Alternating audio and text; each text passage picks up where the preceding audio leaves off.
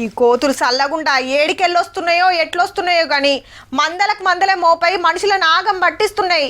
ఇండ్లెక్కి గూన పెంకలు వీకుడు, బయటేమన్నా ఆరవద్దామంటే ఇత్తు లేకుండా పొతం పెట్టుడు, ఇండ్లలకు జొర్రి కూర బువ్వలు ఎత్తుకపోవుడు, షేండ్ల పొంట పోయి పంటలన్నీ అక్కర రాకుండా వేసుడు, తొవ్వెంట పోతుంటే చేతుల కవరుంటే చాలు మీదికి ఎగవాడుడే.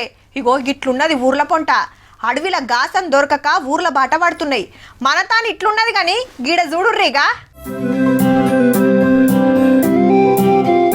పెట్టె తీసుకొచ్చి పెట్టంగానే తల్లు కూడా తలిగినాయి పో. హాగో ఎట్లెక్క పడుతున్నాయో అన్ని ఇచ్చేదాకా సుత ఆగుతలేవు. చేతులకెళ్ళే గుంజుకొని ఉరకబట్టే చూస్తుండగానే పెట్టె ఖాళీ చేసినాయి. ఎక్కడి అక్కడ కూసొని ఎంత ముద్దుగా కంకుతున్నాయో. ఇప్పుడు ఇంకో బత్తల అరటి పండ్లు తెచ్చిండు. గుమ్మరియ్యక ముందే అందుకుంటున్నాయి. దీనికైతే పారం ఆగుతలేనట్టుంది. అన్న మీదకి ఎట్లా వాకుతుందో. సంచిలకెళ్ళి పండ్లు దీచుడే ఆలస్యం, ఎగిరెగిరి అందుకుంటున్నాయి. ఈ సంచి ఖాళీ కాగానే ఇంకో బత్తెడు తెస్తే ఆడాదే కథ.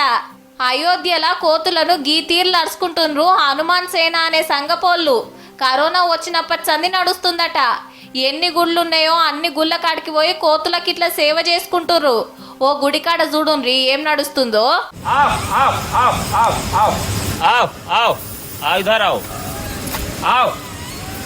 అన్న వీలుస్తుంటే మనుషులు వచ్చినట్టే వస్తున్నాయి. కూసోమంటే కూసుంటున్నాయి, లేవమంటే లేస్తున్నాయి. చలో పండ్ల బత్త చూడంగానే తలుగుడే. ఇక జ్యేష్ఠ మాసం 4వ మంగళవారం అయోధ్యలో ఇట్లా కోతుల నడుచుకుంటారు. కానీ హనుమాన్ సేన సంగపోళ్ళు దినం కోతుల సేవలనే ఉంటారట.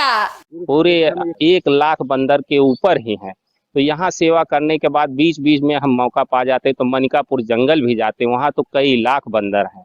లక్ష కోతుల ఆకలి తీర్చుడే కాదు, జంగల్కి పోయి లక్షల కోతులకు దానా పెట్టొస్తారంటే చూడుండ్రిగా.